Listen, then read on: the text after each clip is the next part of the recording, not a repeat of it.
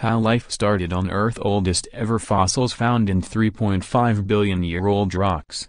The microfossils were found in rocks in Western Australia and are made up of cylindrical, thread-like shapes thought to be fossilized microbes from the earliest days of life on Earth.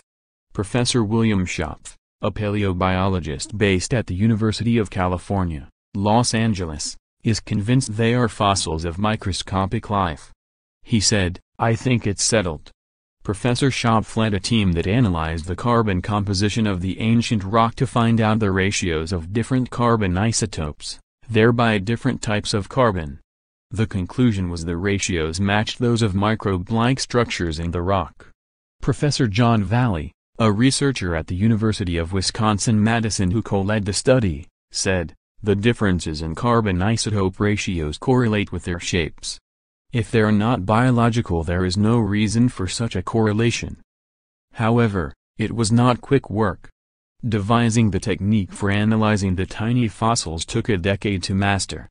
They had to grind the original rock sample down to reveal the fossils.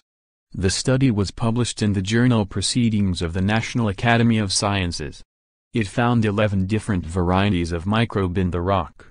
Some are extinct, but others resemble microscopic species that have survived. It is believed life may have begun even earlier than these samples though.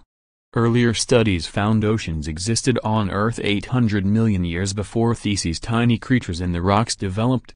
Professor Valley said, "We have no direct evidence that life existed 4.3 billion years ago, but there is no reason why it couldn't have.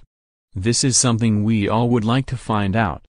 Professor Schopf first identified the microbe samples in 1993.